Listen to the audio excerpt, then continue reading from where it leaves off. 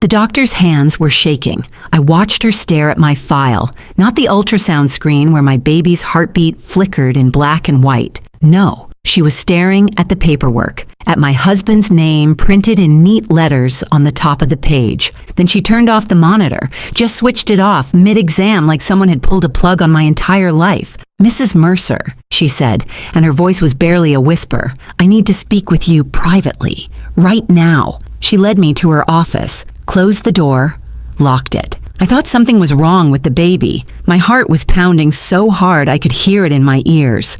I couldn't breathe. I couldn't think. Then she said words that made my world collapse. "You need to leave your husband today before you go home. Get a divorce lawyer first." I laughed. Actually laughed out loud. "What? Why? We're having a baby together. We're happy. I don't understand." "That's exactly the problem." Her face was white as paper. "What I'm about to show you will change everything you think you know about your marriage. But let me start from the beginning, because you need to understand how I ended up in that office, 4 months pregnant, learning my entire life was built on lies, told by the man sleeping next to me every night. My name is Daphne Wilson.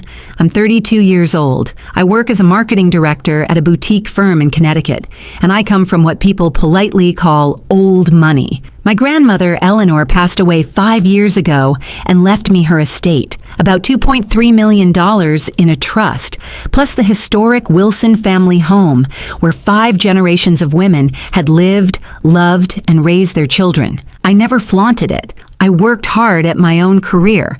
I drove a 10-year-old Subaru and bought my coffee at the same place every morning. The inheritance was security, not identity, but it made me a target. I just didn't know it yet. I met Grant Mercer 4 years ago at my family's annual charity gala. The Wilsons had hosted it for decades. That year, I was standing at the bar trying to escape a conversation with a man who'd asked about my financial situation within 3 minutes of meeting me. Subtle, right? Then Grant appeared. Tall, dark hair, easy smile. He asked what I was drinking, made a joke about the terrible jazz band. Didn't mention money once. He claimed to be just a financial advisor who'd gotten a last-minute invitation from a colleague. He said he had no idea who the Wilson family was. Looking back, that should have been my first red flag. A financial advisor who doesn't research the host family of a major charity event? That's like a chef showing up to a cooking competition saying, "Oh, we're making food today?" Had no idea. But I was tired of obvious gold diggers. And here was this charming man asking about my favorite books instead of my bank account. We dated for a year. Grant was attentive, thoughtful, remembered the smallest details. He insisted on paying for dinners even though I could have bought the restaurant. He seemed so genuine. My mother Vivian saw through him immediately. After their first meeting, she pulled me aside. "That man's smile doesn't reach his eyes," she said. "Something's wrong with him, Daphne. I can feel it." I told her she was being paranoid, overprotective, jealous even. We fought about Grant constantly. Eventually, we just stopped talking. 2 years of near silence between me and the woman who raised me. Birthday texts and nothing more. All because I chose to believe my husband over my own mother. Spoiler alert, Mom was right, and she's been waiting patiently to say, "I told you so." At this point, she's absolutely earned it. Grant and I got married after a year of dating. Beautiful ceremony at my grandmother's estate. He cried during his vows, tears streaming down his face as he promised to love and protect me forever. Looking back, those were probably the most honest tears he ever shed. Not from joy, from relief. His long game was finally paying off. After 2 years of trying for a baby naturally, we saw a fertility specialist. The diagnosis hit like a truck. Grant had severe male factor infertility. His sperm count was almost non-existent, and what little he had barely moved. Natural conception was essentially impossible. Grant seemed devastated. He cried in the car for 20 minutes. He apologized over and over like it was his personal failure. I comforted him, told him we'd figure it out together.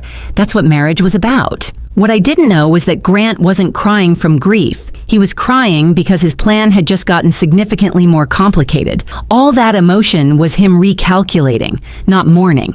We decided on IVF with a specialized procedure called ICSI, where doctors inject a single sperm directly into an egg, our best chance. Grant insisted on researching clinics himself, found one he said was perfect, handled all the paperwork. At the time, I thought he was being supportive because I was so emotionally drained. The first cycle failed. Devastating. I couldn't get out of bed for 3 days. Grant held me, whispered encouragement, promised we'd try again. The second cycle, 7 months ago, worked. Positive pregnancy test, 2 pink lines that changed everything. I cried happy tears. Grant held me close, already talking about nursery colors and baby names and the future he'd always dreamed of. Then, casually, he mentioned I should update my will. Now that we're a family, he said. I thought it was sweet, practical, the kind of thing a good husband thinks about. I had no idea he was already counting my grandmother's money as his own. Everything seemed perfect. The loving husband, the baby on the way, the life I dreamed about since I was a little girl playing with dolls in my grandmother's garden. I had no idea that in just 3 months, a stranger with trembling hands would show me documents that would burn my perfect life to ashes. And I had no idea that the fire had been set by the man sleeping next to me every single night. Before we continue, if you're enjoying this story, please hit subscribe and tell me in the comments where you're watching from and what time it is there. I read every single comment and it truly means the world to me. Now, back to the story. 4 months pregnant and something had shifted in my marriage. Small things at first. The kind of things you notice but explain away because the alternative is too painful to consider. Grant started keeping his phone face down on every surface. New password I didn't know. He'd step outside to take calls, come back saying it was work stuff, and change the subject before I could ask questions. He claimed he was restructuring client portfolios during these late-night calls at 11 p.m. on a Saturday. Now, I'm no financial expert, but I'm pretty sure the stock market takes weekends off. Unless Grant had secret clients in Tokyo, which he definitely did not, something else was going on. The late nights at the office multiplied. 3 times a week, sometimes 4. He wouldn't come home until midnight. He's a financial advisor, not an emergency room surgeon. What could possibly require that kind of schedule? I found receipts. A restaurant downtown I'd never been to. $280 for dinner for 2. A hotel in the city. 40 minutes from our house. Why would my husband need a hotel room so close to home? When I asked, Grant had answers for everything. Smooth, practiced answers that came just a little too quickly. Client dinner. Important networking. The hotel was for a conference that ran late, and it just made more sense to stay over than drive home exhausted. And when I pushed harder, when I asked more questions, his tone changed. Daphne, you're being paranoid. It's the hormones.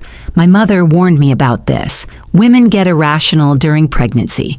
Don't turn into one of those wives. I felt ashamed for even asking. That's how good he was at this. He made me apologize for questioning him. The financial pressure intensified around the same time.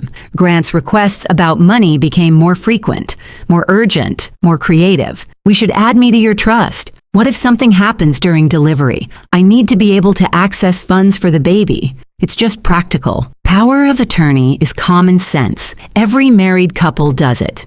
Unless you don't trust me, your grandmother's house is too big for us anyway. We should sell it, invest the money properly. I know exactly which funds would maximize our returns. The man wanted me to sell my grandmother's home and let him invest the proceeds. This is the same man who insisted we needed 3 different streaming services because he couldn't remember which one had his shows. That's who I should trust with $2 million. Absolutely not. When I said no, gently and carefully, Grant's warmth evaporated. He became cold, distant. He started sleeping on the far edge of the bed, claiming I moved too much now that I was pregnant. The arguments became more frequent. He'd bring up the trust I'd refuse. He'd give me the silent treatment for days. His silent treatments lasted exactly until he got hungry. Funny how that worked. Apparently his principles had a time limit, and that limit was an empty stomach. He barely touched me anymore. Blamed my changing body. Said he didn't want to hurt the baby. It sounded caring on the surface. It felt like rejection in my bones. I tried to talk to him about it. He said I was being needy, hormonal, difficult. I started to wonder if the problem was me. One night, I woke up at 2 a.m. and Grant wasn't in bed. I found him in the kitchen, hunched over his phone, speaking in a hushed voice. I stood in the hallway and listened. "It's almost time," he was saying. "By spring, everything will be settled. Just need to wait until—" He saw me and hung up immediately. "Work emergency," he said. "Go back to sleep, honey." I didn't ask who has work emergencies at 2 a.m. about things being settled by spring. I was too tired, too pregnant, too desperate to believe my marriage was still okay. My best friend Tara came over for lunch the following week. She sat across from me at the kitchen table and watched me make excuse after excuse for Grant, his stress, his work pressure, his adjustment to becoming a father. Finally, she put down her fork and looked at me with those eyes that had known me since college. "Daff, listen to yourself. When's the last time you talked to your mom?" I didn't answer. "When's the last time Grant was actually happy to see you? Not performing happy, not putting on a show for other people.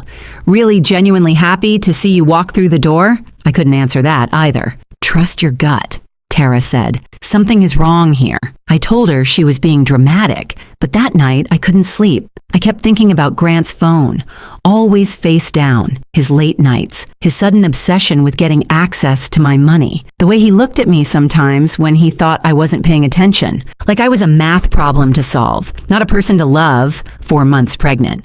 Regular OB appointment for an ultrasound. My usual doctor was on vacation, so I was scheduled with a colleague instead, Dr. Claire Brennan. I went alone. Grant had a client meeting he absolutely couldn't miss. Standard appointment, nothing special. I laid back on the exam table, cold gel on my belly, waiting to see my baby dancing on the screen like always. Dr. Brennan was pleasant and professional. She made small talk while setting up the equipment, asked how I was feeling, if the baby was moving much.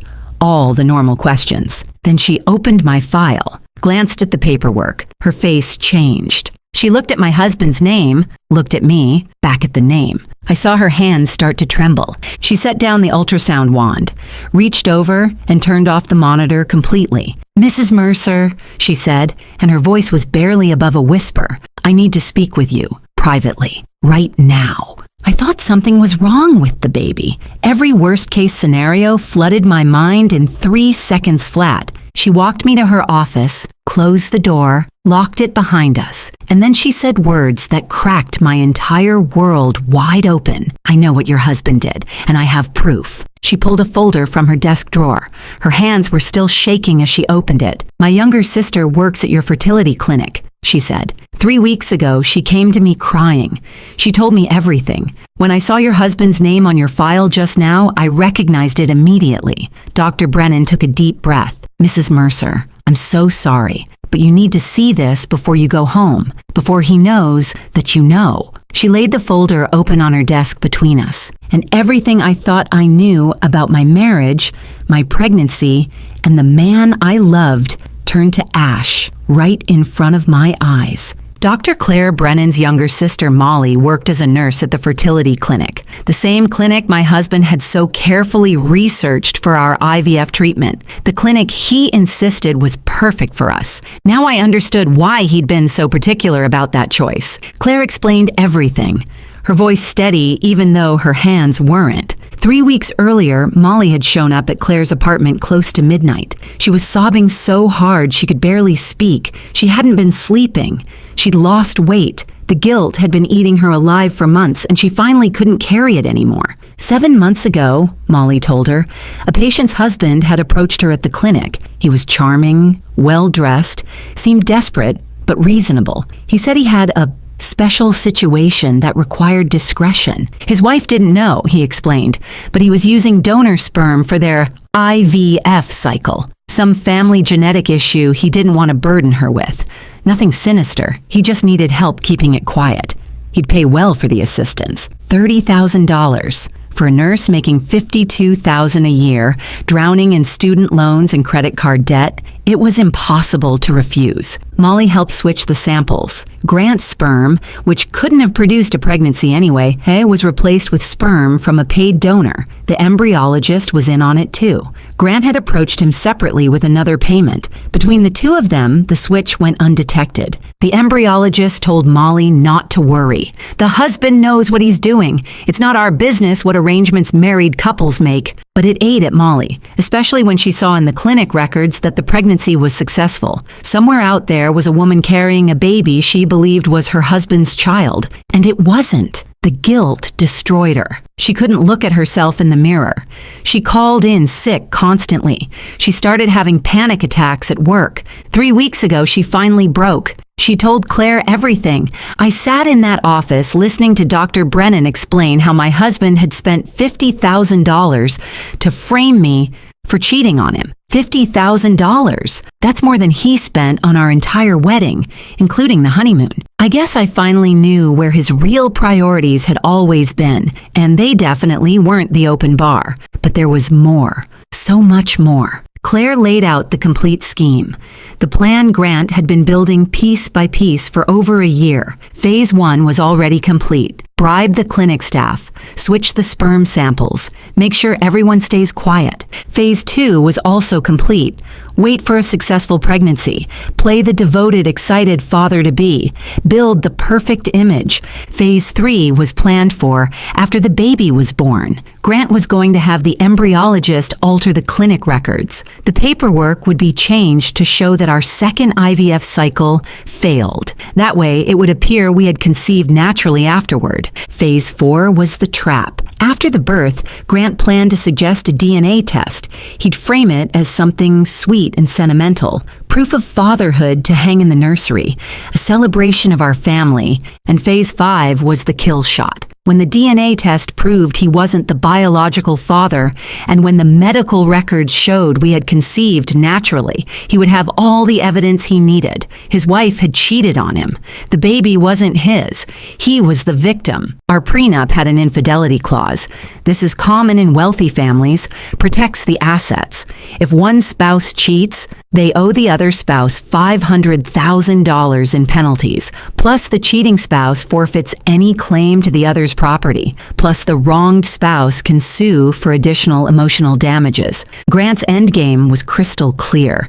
He would walk away with $500,000 minimum, he'd destroy my reputation, he'd probably get more in a lawsuit, and I would have been so devastated, so confused, so desperate to protect my child that I wouldn't have fought back effectively. He was counting on my shame to make me compliant. He almost got away with it. Dr. Brennan pulled more documents from the folder. Molly had saved everything. Original sample records showing the switch, the donor's ID number, payment records that could be traced to accounts Grant controlled. There were even email communications between Grant and the embryologist. They thought they were being clever, using personal email accounts and vague language. But there was enough, more than enough. Molly had also tracked down the donor. His name was Derek Sykes, a 28-year-old graduate student who'd been paid $15,000 in cash. Normal sperm donation pays maybe $100, sometimes $200. $15,000 should have been a massive red flag, but student loans don't pay themselves. Derek was told it was a private arrangement for a couple who wanted extra discretion. He had no idea he was part of a fraud. When he found out, he was furious and willing to cooperate. There was one more thing, Claire said carefully, something her own research had uncovered. Grant Mercer had $180,000 in gambling debts. He'd been gambling for years. Online poker, sports betting, casino trips he'd told me were business conferences, all while pretending to be a responsible financial advisor with his life perfectly together. And the money for the bribes, the $50,000 he'd paid to corrupt my IVF and frame me for adultery, he'd embezzled it. From his own clients, small amounts over time, carefully hidden in the accounting. His firm had no idea, yet. Grant wasn't just trying to steal my inheritance. He was a drowning man grabbing at anything within reach. His gambling debts were crushing him. The people he owed money to weren't patient bankers. They were the kind of people who don't file lawsuits when you don't pay. I was supposed to be his life raft. My grandmother's money was supposed to save him, and he was willing to destroy me completely to get it. I sat in that office for a long time, the papers spread out in front of me, the truth burning a hole in my chest. Shock came first, cold, paralyzing shock, then disbelief. I kept reading the documents over and over, looking for some mistake, some misunderstanding that would make everything okay again. Then the pieces started clicking together. The late nights, the secret phone calls, his obsession with accessing my money, his careful, calculated attention when we were dating. He'd researched me before we ever met. The charity gala where we accidentally bumped into each other wasn't an accident at all. He knew exactly who I was and what I was worth before he ever said hello. The way he cried at our wedding, those tears I thought came from joy. They were tears of relief. His long con was finally paying off. And my mother, Vivian, who I'd pushed away for 2 years, who I'd called paranoid and jealous and overprotective. She'd seen through him in 5 minutes. His smile doesn't reach his eyes. She tried to warn me. I chose him over her. I thought about crying. I thought about screaming.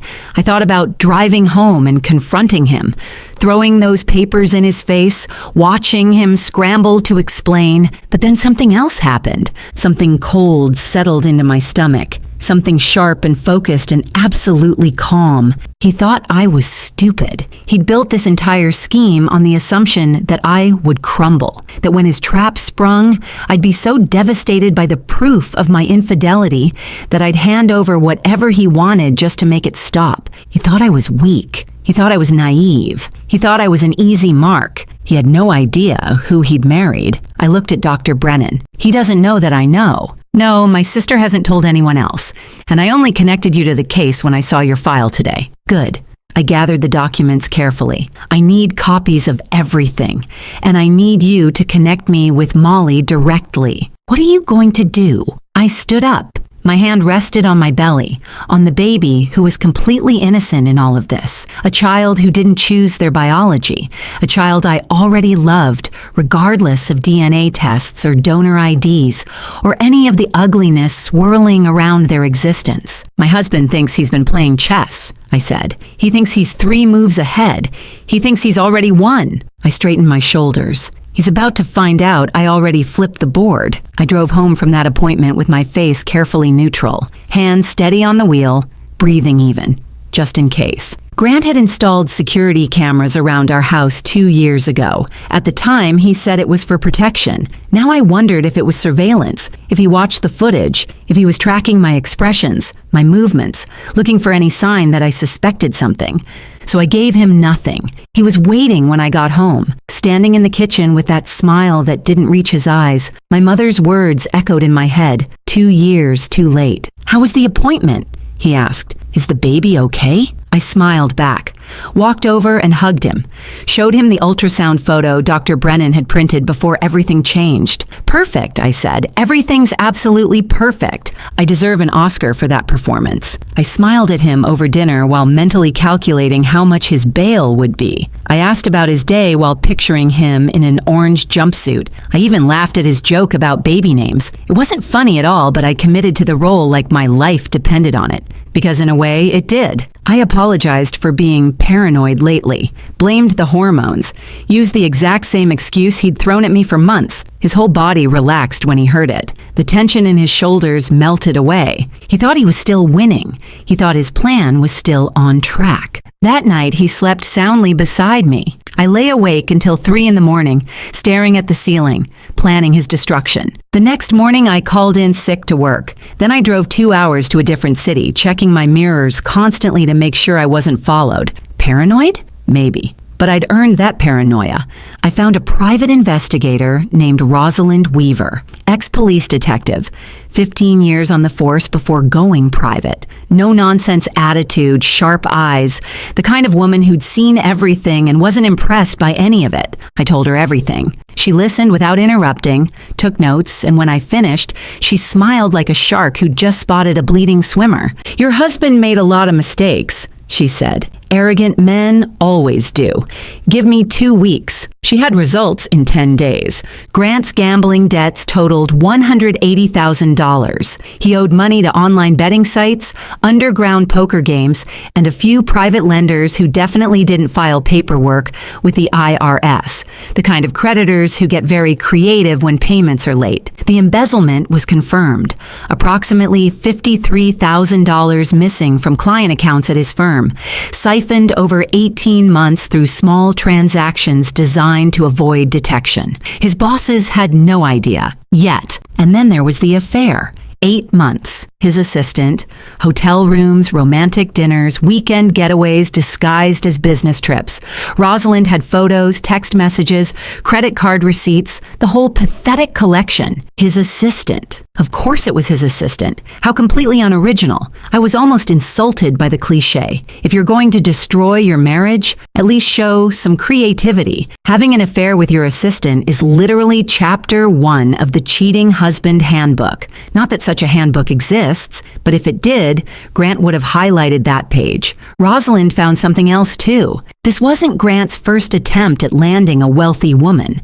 5 years ago, he dated someone in Boston, Caroline Ashford. Family money, trust fund, the whole package. They were together for 8 months before she discovered financial irregularities in a joint account he'd convinced her to open. She ended things immediately, but was too embarrassed to press charges. Rosalind tracked her down. Caroline was more than willing to provide a statement now.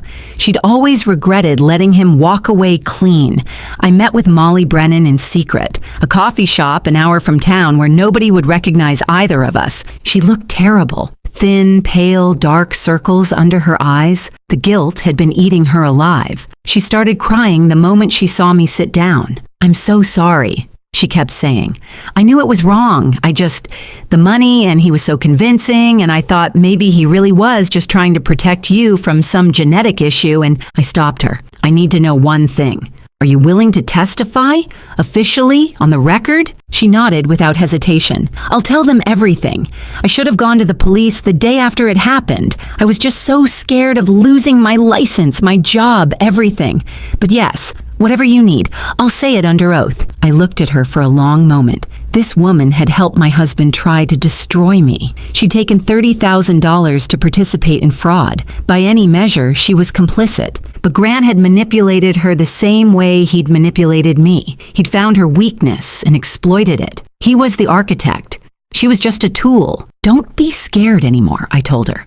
"You're not the villain in this story. He is." The embryologist, once he learned Molly was cooperating and had kept records, developed a sudden and convenient conscience. He gave his own statement to Rosalind. He was terrified of losing his medical license and going to prison. He'd say whatever we needed to put Grant away. The hardest call I made was to my mother.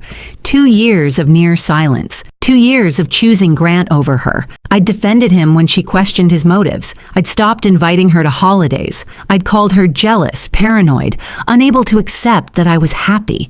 And she'd been right about everything. The phone rang twice before she picked up. "Daphne?" Her voice was cautious, hopeful, like she'd been waiting for this call for 2 years but didn't want to jinx it. "Mom!" My voice cracked on the word. "You were right. About everything. About him. And I'm so sorry. I'm so sorry." There was a pause. I braced myself for the "I told you so" she'd earned, for the anger, the resentment, the hurt I'd caused by choosing a con man over the woman who raised me. Instead, she said, "What do you need, sweetheart?" She didn't gloat. She didn't remind me of every warning I'd ignored. She didn't point out that she'd tried to tell me for years. She just asked how she could help. That broke me more than anything else had. My mother is a retired attorney, specialized in estate law for 30 years before she stepped back. Within 48 hours, she'd connected me with the best divorce lawyer in Connecticut and a criminal prosecutor who specialized in fraud cases. My mom taught me something that day. The people who really love you don't need to be right. They just need you to be okay. I'd spent 2 years choosing a con man over the woman who raised me, and her first instinct when I called crying was still to protect me. That's what real love looks like. Grant never understood that because he'd never felt it. My lawyer was a woman named Sandra Kowalski, 5'2", silver hair, reading glasses perpetually perched on her nose. She looked like someone's sweet grandmother. She was a shark in a cardigan. Sandra reviewed everything: the clinic documents, Molly's statement, the findings, the affair evidence, the embezzlement records. When she finished, she looked up at me over those reading glasses and smiled. "Your husband is facing fraud, conspiracy, and embezzlement charges. The prenup infidelity clause works in your favor now because he's the one who's been cheating. And his little scheme to falsify medical records after the birth? That's a felony he was planning to commit. We have evidence of intent." She coordinated with the prosecutor. Molly gave a formal sworn statement to police. The embryologist cooperated in exchange for reduced charges. Grant's firm was quietly alerted about the missing funds. They began their own investigation and immediately froze his access to client accounts. A judge reviewed the evidence, found probable cause, issued an arrest warrant for fraud, conspiracy, and embezzlement.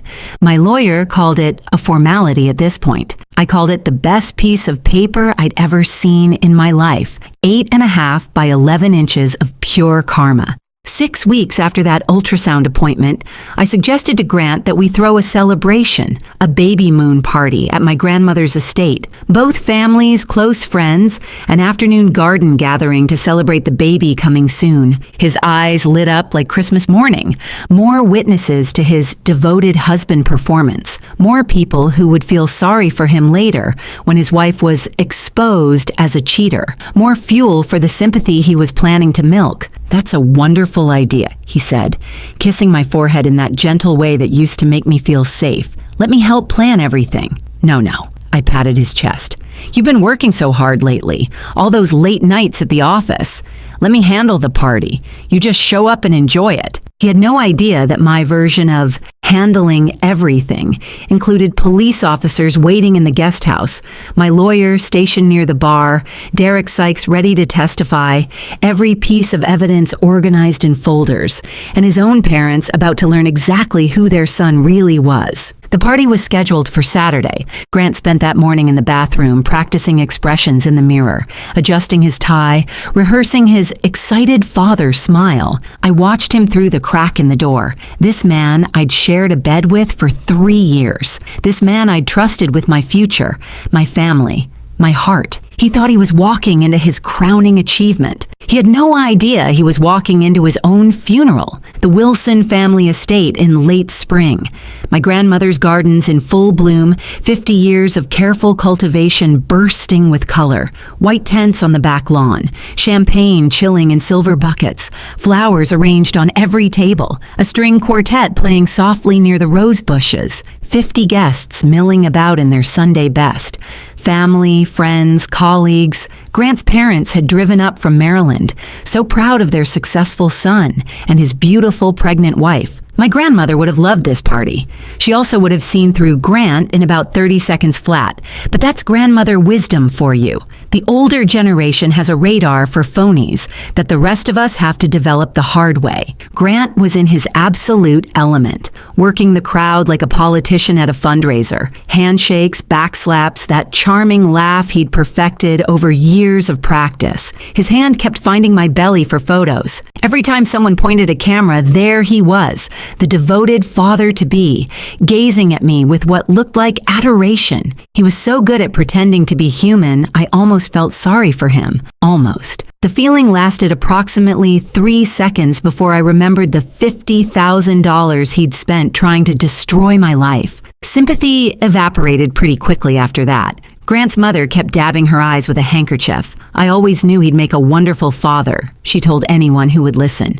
"Such a good boy, such a caring husband." His father walked around shaking hands, chest puffed out, proud of the family Grant was supposedly building, the legacy continuing.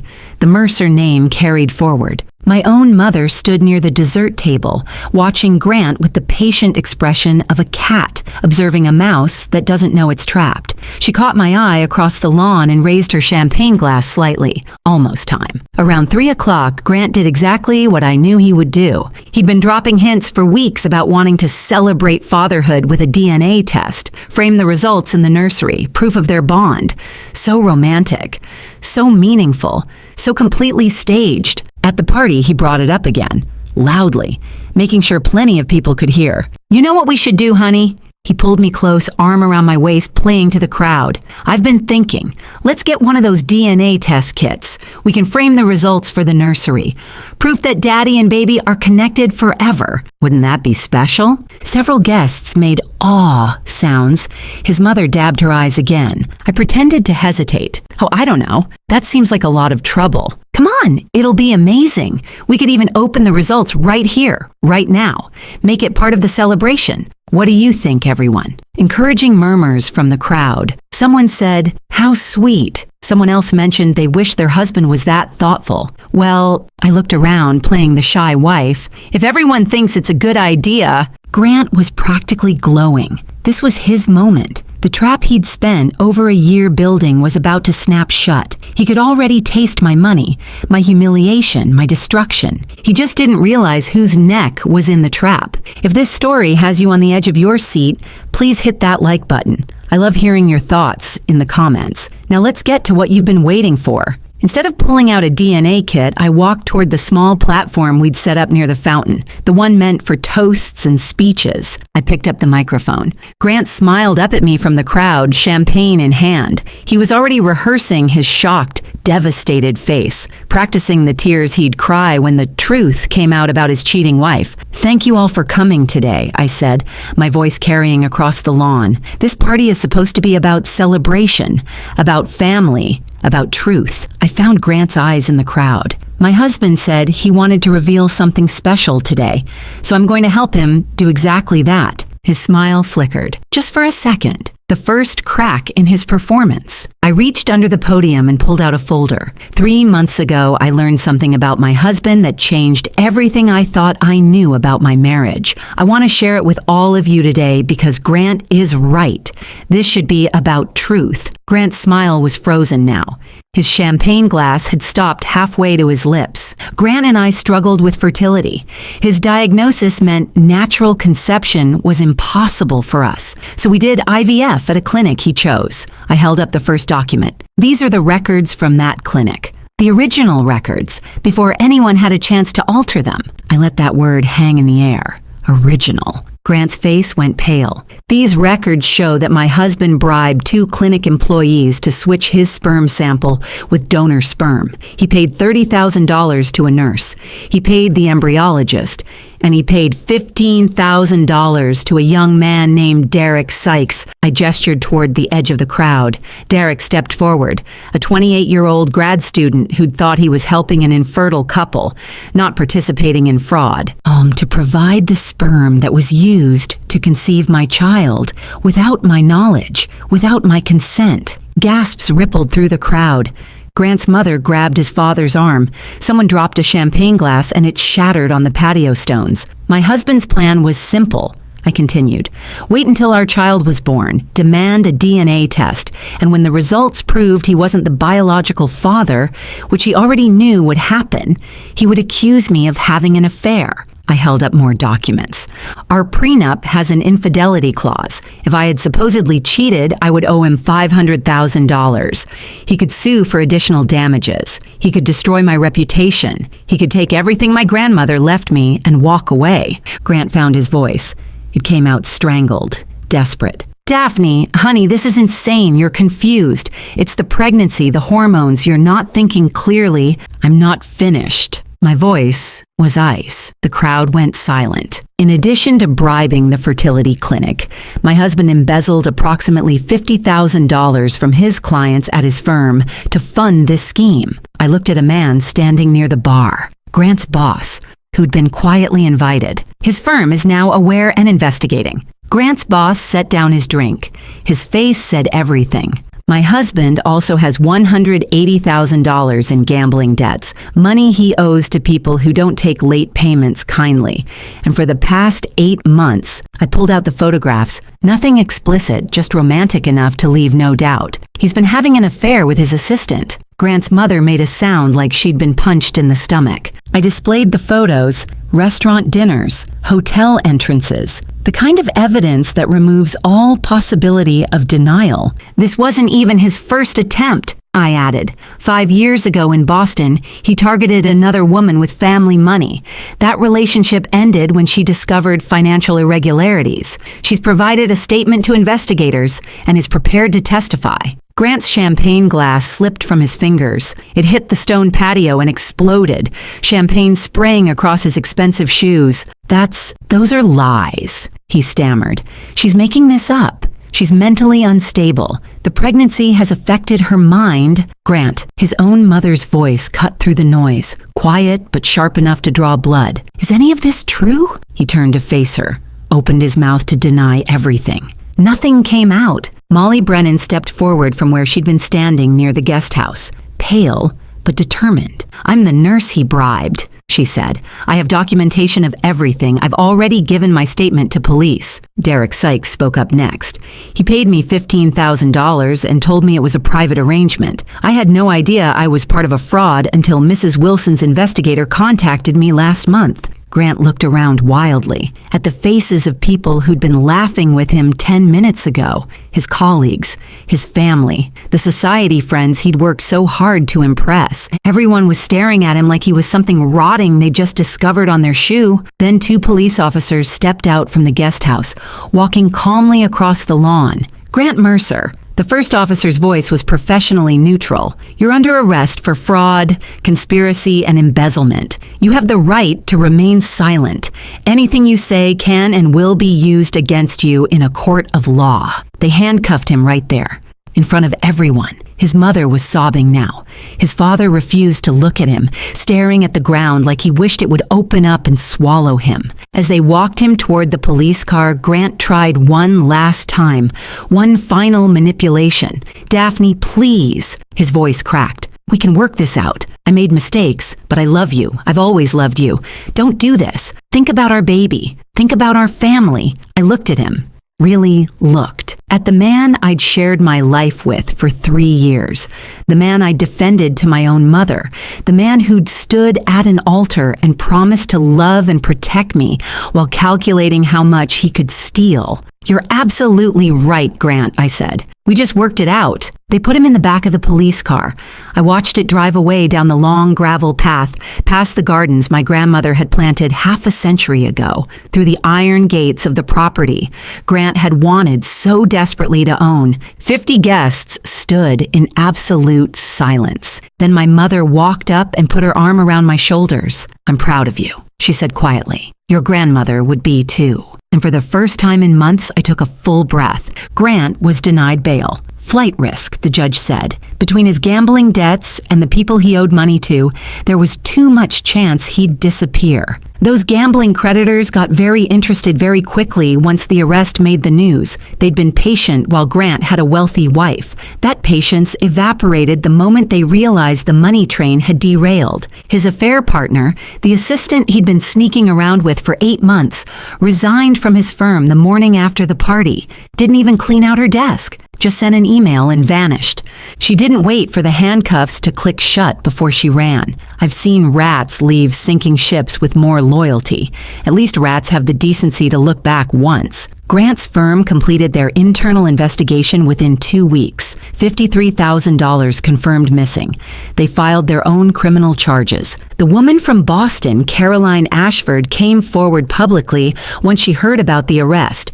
She'd spent 5 years feeling stupid for falling for his act, too embarrassed to pursue justice. She wasn't embarrassed anymore. Her statement added another layer to the case prosecutors were building. The divorce was finalized in record time. Grant's lawyer tried to negotiate, but there was nothing to negotiate with. The prenup's infidelity clause, the one Grant had been planning to weaponize against me, worked in my favor now. He was the one who'd been unfaithful for 8 months. He owed me, not the other way around. Not that he had anything to give. Every asset he claimed to own was either borrowed, stolen, or imaginary. The criminal case moved quickly. Molly Brennan testified. The embryologist cooperated fully in exchange for a reduced sentence. Derek Sykes provided his statement. The paper trail Grant thought he'd hidden wasn't hidden at all. Fraud, conspiracy, embezzlement. Each charge stuck. Each charge carried years. His parents stopped coming to court after the first week. His father released a statement saying Grant had made choices that no parent can defend. His mother checked into a facility for exhaustion, which is what wealthy people call it when they can't face reality. Grant Mercer, who had walked into my life 4 years ago with such careful charm, would spend the next several years in prison. When he eventually got out, he'd have nothing. No money, no career, no family willing to acknowledge him, no future targets who wouldn't find his criminal record with a simple search of his name. The trap he'd built so patiently and so carefully had snapped shut on his own neck. My baby was born 4 months after the party, healthy, perfect, absolutely innocent in everything that had happened. Some people asked if I was going to contact Derek Sykes, include him somehow. I thought about it. But Derek was a 28-year-old grad student who'd made a dumb decision for money he desperately needed. He wasn't ready to be a father. He didn't want to be, and I didn't need him to be. My child would have me, would have my mother, finally back in my life where she belonged, would have the entire Wilson family, the legacy my grandmother built over decades of love and work. That was more than enough. That was everything. I learned something through all of this. Family isn't about DNA. It's not about blood tests or biology or genetic matches on a chart. Family is about who shows up, who stays, who chooses you every single day, even when it's hard, especially when it's hard. My mother chose me when I didn't deserve it. I chose my baby when the circumstances were complicated. That's what family actually means. My mother and I had lunch every week now, making up for 2 lost years, one conversation at a time. She never said, "I told you so." Not once. Finally, I asked her why. She set down her coffee cup and smiled. Because watching you take down that man was more satisfying than any 4 words could ever be. I laughed. First real laugh in what felt like forever. 3 weeks after the party. Early morning. I sat in my grandmother's kitchen. My kitchen now, in the house Grant had coveted so desperately. Sunlight poured through windows that had watched 4 generations of Wilson women live their lives. The same windows my grandmother had looked through while drinking her morning tea 50 years ago. I made myself a cup of chamomile, her recipe, her favorite brand. Some traditions are worth keeping. My phone buzzed on the counter. Text from my mother. "Lunch tomorrow?" I smiled and typed back. Always. Outside, the gardens were in full bloom. The roses my grandmother planted when she was a young bride. The hydrangeas she added when my mother was born. The lavender border I'd helped her install when I was 10 years old. My small hands patting dirt around each seedling while she told me stories about our family. I put my hand on my belly, felt the baby move. Grant Mercer had tried to take everything from me. My money, my reputation, my future, my peace. All he actually did was show me exactly how strong I'd always been. Some people spend their whole lives waiting for karma to arrive. I was lucky. I got to deliver mine in person, with documentation, in front of 50 witnesses. My grandmother used to say that Wilson women don't break. We bend, we adapt, we survive. And when someone tries to burn us down, we rise from the ashes and build something better. Grant thought he married an easy target. He married a Wilson. And now he had plenty of time in a prison cell to think about that mistake. Thank you so much for watching. More of my most gripping stories are already on your screen. Click one now and don't miss the best part. You will love it. See you in the next story.